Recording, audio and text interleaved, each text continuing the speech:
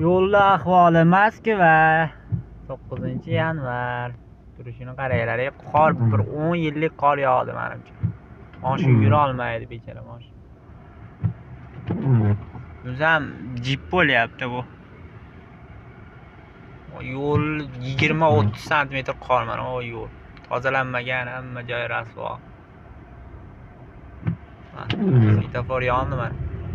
Mashina zig'illab sudralib zo'r. Mana. To'xtash mumkin emas, to'xtasang tiqilasan. Yo'l ahvolini, voy. 6 fezga shasse bo'lsa katta gilani daroga.